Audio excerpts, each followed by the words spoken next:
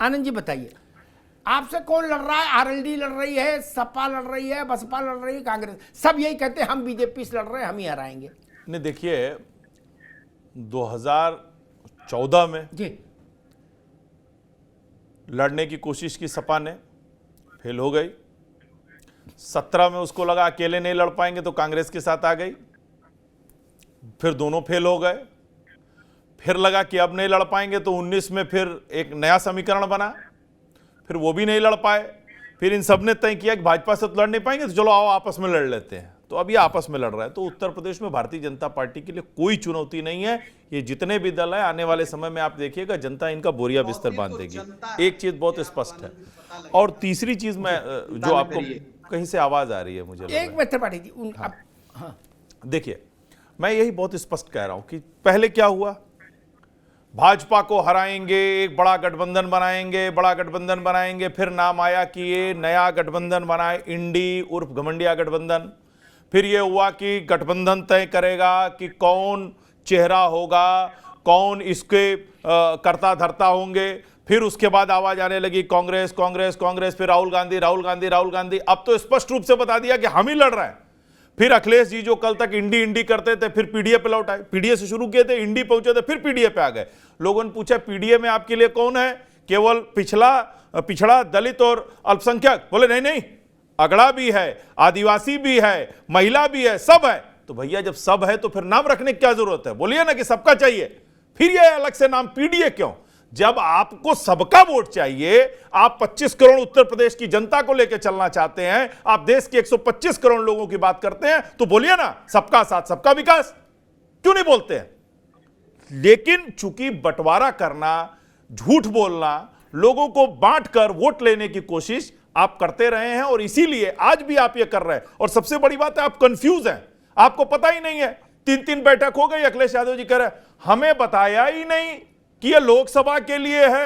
अरे तो भैया क्या कर रहे थे आप 3 बैठकों में आप लोग, जब आप लोगों को कुछ पता ही नहीं है? तो कैसे आप उत्तर प्रदेश और देश की राजनीति करना चाहते हैं? आपको यह नहीं पता है कि पीडीए में पहले कौन था, अब हम किसको ले रहे हैं? आपको यह नहीं पता है कि हम लोकसभा के लिए गठबंधन हो रहा है कि विधानसभा के लिए? रात भर आप इंतजार कर रहे हैं, फिर सुबह आके एक दूसरे को चिरकुट और मंदबुद्धि बता रहे हैं। तो जनता ये देख रही है। अब आप चाहे जितना ढिंढोरा पीटे, आपका कुछ नहीं होने वाला है। अमिताभ तिवारी, क्या आपको लगता है कि जो केमिस्ट्री थी, नैरेटिव केमिस्ट्री से बनता है, जो बॉन्डिंग दिखनी चाहिए, वो बॉन्डिंग बनने से पहले ही अस्त व्यस्त हो गई, तनावग्रस्त हो गई आईएनडीआईए गठबंधन की? क्योंकि अब सार्वजनिक बयान आ रहा है, आपको दबी छुपी बात नहीं कि हम कोई अर्थ निकाल रहे हैं, अभिप्राय निकाल रहे हैं। अब ओपन हो रहा है, मंच से माइक पर हो रहा है। नीतीश बाबू जो बोले माइक पर बोले, कान में नहीं बोले किसी के। अखिलेश बाबू जो बोले हैं मंच पर बोले, उमर अब्दुल्ला जो बोले हैं माइक पर बोल रहे हैं। अमिताभ जी, जी विरोधाभास तो था, लेकिन 5-6 महीने या हम कहेंगे 3-4 महीने तो अच्छी तरह से मैनेज किया था इंडिया ब्लॉक ने इस केमिस्ट्री को। हालांकि जो अब अखिलेश जी का बयान या नीतीश जी का बयान आ रहा है, उससे जरूर कहीं ना कहीं दिख रहा है कि केमिस्ट्री जो है वो कहीं ना कहीं इस पूरे अलायंस से गायब है। और क्योंकि बातें सिर्फ मजाक में नहीं हो रही हैं, जो भी बयान आ रहे हैं, एक तो बयान शीर्ष लीडर से आ रहे हैं, कोई छोटे मोटे लोग नहीं दे रहे हैं, और काफी अग्रेसिव आक्रामक बयान आ रहे हैं दोनों तरफ से। और अब बयान ही नहीं, अब तो एक्शन भी हो रहा है, क्योंकि कांग्रेस पार्टी तो समाजवादी पार्टी के लीडर्स को अपने पार्टी में एडमिट कर रही है, तो बयान से अब एक्शन की तरफ मूव हो गया है। और स्ट्रैटेजी की भी बात करेंगे तो अगर आज कांग्रेस पार्टी तीसरे या चौथे नंबर की पार्टी है उत्तर प्रदेश में, और उसको भाजपा को हराना है, तो उसको सबसे पहले नंबर 3 और नंबर 2 पार्टी को नीचे खींचना होगा। वही स्ट्रैटेजी वो अपना रही है। नंबर 3 और नंबर 2 की पार्टी समाजवादी पार्टी है, पहले उसको समाजवादी पार्टी को ही नीचे खींचना होगा, तभी जाकर के वो नंबर 3 या नंबर 2 पे पहुंचेगी और फिर भाजपा को टक्कर दे सकती है। अब कांग्रेस में एक धड़ा है जो कि एकला चलो रे की स्ट्रैटेजी पे चलता है, और कांग्रेस क्योंकि सबसे बड़ी पार्टी है, मुझे इसमें लगता है कोई शंका भी नहीं होनी चाहिए कि इंडिया ब्लॉक को लीड तो कांग्रेस पार्टी ही करे, कोई और लीड करेगी तो कैसे चलेगा? ठीक तिवारी जी, इस बात में नावेश को मैं अमिताभ तिवारी की इस बात से सहमत हूं कि जो सबसे बड़ा वो लीड करेगा, यूनिवर्सल थंब रूल यही है। लेकिन मैं एक और बात कहता हूं, मैं तो बड़ा प्रैक्टिकल उदाहरण देता हूं। कारपोरेट जगत सबसे ज्यादा वैसा माना जाता है कि भाई उसमें कोई कायदा कानून नहीं चलता, वो तो जहां फायदा वहां है। लेकिन वहां भी ऐसा नियम है, हम लोगों ने भी देखा अपनी नौकरी के काल में, कि भाई दो मान लीजिए वो है प्रसारण संस्थान है बड़े, तो वो ये तय कर लेते हैं कि हम आपस में एक दूसरे के एम्प्लॉय नहीं तोड़ेंगे क्या, और अगर कोई ऐसा करेगा भी, जाना भी चाहेगा, तो उसको 1 साल का या 6 महीने का कूलिंग पीरियड करना होगा, तब हमारे यहां अप्लाई कर सकता है। लेकिन यहां तो गठबंधन में ही खींचातानी है, बोले भाजपा कांग्रेस को और कहीं से आदमी नहीं मिल रहा, सारी ह्यूमन रिसोर्स की भर्ती वो समाजवादी पार्टी से करना चाह रही है। नावेद जी मुझको ये लग रहा है, ये कयास ही लगाया जा सकता है कि बहन जी की कांग्रेस हाईकमान से बात हो चुकी है और शर्त ये रखी गई है कि समाजवादी पार्टी को किनारे करो और हम आते हैं।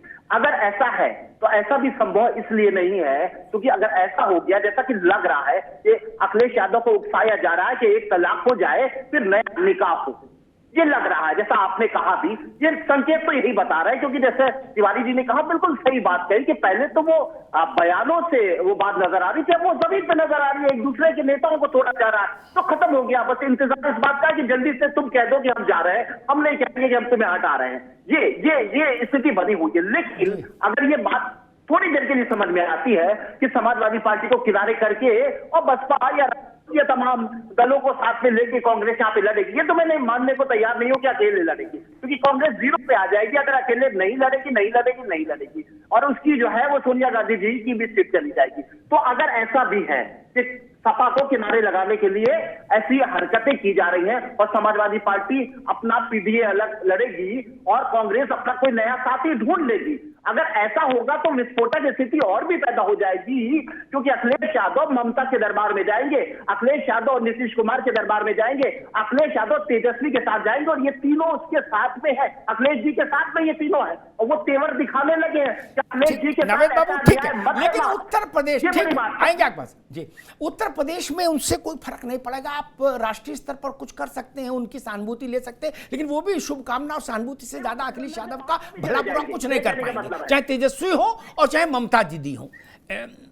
मेरा मानना यह है, त्रिपाठी जी आपके पास आऊंगा, मेरा मानना यह है कि कांग्रेस को ज्यादा लाभ बीएसपी के साथ है। देश के लगभग 6-7 राज्यों में उसके पास 1% से लेकर और 6-7% तक वोट है देश के बड़ी पट्टी में, मतलब इवन साउथ तक में। एक दूसरा, मुस्लिम वोट के लिए कंसोलिडेशन के लिए एक वो भी कॉम्बिनेशन बुरा नहीं। उत्तर प्रदेश की बात कर रहा हूं, आरएलडी, बीएसपी और कांग्रेस। तब समाजवादी पार्टी से अगर एक बार मुस्लिम शिफ्ट हो गया तो 27 में उसको वापस पाना मुश्किल हो जाएगा। सारा गणित इस बात पर टिका है। 24 के को अकेले मत देखिए, मेरी बुद्धि कहती है। अमिताभ तिवारी इस पर सोचिएगा, 24 को 27 के साथ जोड़ कर देखिए, क्या पैकेज डील हो रही है, जिसकी भी हो रही है। त्रिपाठी जी, फिर वही सवाल आता है, सारी बातें ठीक, जो भरा पूरा घर है जिसमें माल पानी दूर से दिख रहा है, भाजपा सबसे समृद्ध दल तो वही अभी ह्यूमन रिसोर्स के हिसाब से। कांग्रेस वहां कोई प्रयास नहीं कर रही, क्या कोई आने रहा, अलग बात नहीं। कांग्रेस में बोले भाई साहब हम तो अपने भाई कोई उसी के घर से सामान खींचेंगे और साथ में ये भी कहेंगे कि हम गठबंधन को पूरे दिल से निभा रहे हैं, पूरे ईमानदारी से निभा रहे हैं। त्रिपाठी जी, अमिताभ जी, अगर जो ईमानदारी से कहूं तो अगर जो आज कोई भारतीय जनता पार्टी का नेता कांग्रेस में आना भी चाहे तो शीर्ष नेतृत्व उस पर 10 बार विचार। दरअसल भारतीय जनता पार्टी आज पूरी तरह से दलदल बन चुकी है, कीचड़ है वहां, और जो लोग हैं वो बुरी तरह से वहां घुट रहे हैं। आनंद जी मुस्कुराए चाहे जितना, लेकिन अपनी पार्टी की हालत जानते हैं कि इससे ज्यादा तानाशाही, इससे ज्यादा लगाम कभी नहीं कसी जा सकती है लोकतंत्र में किसी भी दल में। तो वहां की तो बात ही अलग कर दीजिए। और राजनीतिक समय पूरा हो चुका है भारतीय जनता पार्टी का, 2024 से पराभव शुरू हो रहा है और अब ये पार्टी दोबारा खड़ी भी नहीं हो पाएगी, टुकड़े टुकड़े टूटी हुई मिलेंगी अमिताभ जी। तो भारतीय जनता पार्टी तो अब जनता के निशाने पर है और जनता उसको सजा देने जा रही है। जितने भी इन्होंने काम किए आनंद जी, जितने भी काम आपकी पार्टी ने किए डबल इंजन की सरकार ने, वो भारत की जनता के सपनों को रौंदने के काम किए हैं, जिसकी सजा आपको कांग्रेस में समझ गया। ठीक है त्रिपाठी जी, कांग्रेस की स्ट्रेटेजी जो मेरी छोटी बुद्धि में आई, आनंद जी आपके पास आ रहा हूं, फिर दीपक भाई पास आऊं, वो ये है, बोलो सैद्धांतिक बातें, प्राणियों में सद्भाव हो, विश्व का कल्याण हो, धर्म की जय हो, और काम करो प्रैक्टिकल, बिल्कुल कैंची लेके सटासट। क्या हम जान रहे, अच्छी बात है, पढ़े लिखे प्रवक्ता होते तो वो ऐसा खेल कर लेते हैं सुविधा से। त्रिपाठी जी पढ़े लिखे आदमी है, लेकिन एक बात हमेशा ध्यान रखिए कि गठबंधन हमेशा इस नैरेटिव से चलेगा, जनता को जब ये भरोसा हो जाए कि भाई अगर इन्हें वोट देंगे तो ये एक साथ टिकेंगे। क्या भारत की जनता ने पहला धोखा खाया जब जयप्रकाश जी के आशीर्वाद से जनता पार्टी बनी। क्या उसके बाद से गठबंधनों को लेकर वो बहुत सजग रही, जिसका उल्लेख आनंद दुबे कर रहे थे। वो गठबंधन छोटा, भारत का अब तक का सबसे बड़ा गठबंधन था केमिस्ट्री के हिसाब से, मैथमेटिक्स के हिसाब से, बसपा सपा और अजीत सिंह। लेकिन जनता ने कहा ना भैया, ये चुनाव बाद फिर जूता चलाएंगे आपस में, बोले इन्हें वोट नहीं देना, नहीं दिया ना। खैर आनंद दुबे जी, आपके लिए ये ठीक ही चीज स्थिति है कि समाजवादी पार्टी से कांग्रेस लड़ रही है, अंदर बाहर सब आपसे लड़ रहे हैं, लेकिन अंदर वो आपस में लड़ रहे हैं। नहीं देखिए, ये तो शुरू से एक दूसरे से लड़ते रहे, ऐसा थोड़े ना कि कोई नया है और ये चले गए। ये बताइए कि लालू यादव जी जो जेल गए वहाँ बिहार में, तो उनको जेल भेजने और भिजवाने का काम किसने किया? मुलायम सिंह पे आय से अधिक संपत्ति का मामला रहा हो, उसको उनको बार बार डराने धमकाने का काम किसने किया? तमाम चीज़ ये कांग्रेस करती रही है, कोई बड़ी चीज़ नहीं। अभी केवी त्रिपाठी जी ने एक बात कही कि टुकड़े टुकड़े हो जाएगी, ख़त्म हो जाएगी, और बहुत सारी बातें कही। देखिए मुझे लगता है एक होती है अमिताभ जी खुशफहमी और एक होती है गलतफहमी। कोई इंसान खुशफहमी में जीता है, कोई गलतफहमी में जीता है। अभी कांग्रेस पार्टी जो है ये खुशफहमी और गलतफहमी के कॉकटेल में जी रही है, वो एकदम डबल डोज चढ़ा हुआ है, तो उसको समझ नहीं आ रहा है। 2014 के बाद से उत्तर प्रदेश में खोजने पर इनके कार्यकर्ता नहीं मिल रहे, ये स्थिति आप ये समझ लीजिए। ये प्रियंका दीदी आई थी, कहे जो गए बहुरी नहीं आए, जो गए बहुरी नहीं आए। कहां कांग्रेस पार्टी थी, कहां पहुंचा दिया प्रियंका जी ने, है। और ये कह रहे हैं कि भैया जो है हम इसको जो है टुकड़े टुकड़े कर देंगे। और अमिताभ जी एक चीज और बता दूं, ये कह रहे हैं डेमोक्रेसी। अभी मैं आपको बता दूं कि कुछ दिनों पहले तक इनके ट्विटर अकाउंट पे जो बैनर था ना, उसमें अकेले राहुल गांधी दिखते थे, कहीं पता ही नहीं था, कहीं खड़गे जी कहीं नहीं पता था। वो तो कई डिबेट में प्रवक्ताओं ने जब प्रश्न उठाए तब जाके कांग्रेस ने खड़गे जी की फोटो लगा दी। तो हकीकत ये है कि कांग्रेस पार्टी में हमारे यहाँ तो चलिए कम से कम कुछ बात मर्यादा और तमाम चीजें हैं, लेकिन इनके यहाँ स्थिति ये है कि इनके यहाँ तो एक परिवार के खिलाफ अगर आपने बोल दिया तो कान पकड़ के बाहर कर दिया जाएगा।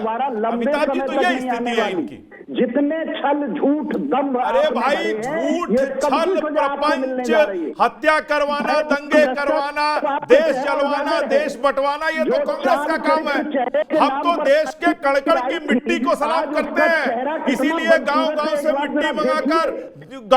मिट्टी मंगाकर उसका तिलक लगा रहे हैं। और आपने तो इस मिट्टी को बर्बाद करने और इसके टुकड़े कराने के अलावा किया क्या? दंगे कराए देश में जातियों को बांटा, उसके अलावा भ्रष्टाचार को बढ़ावा दिया, क्या किया आपने? और अब आप एक पूरा तात्विक सामग्री बन गए केवी त्रिपाठी जी।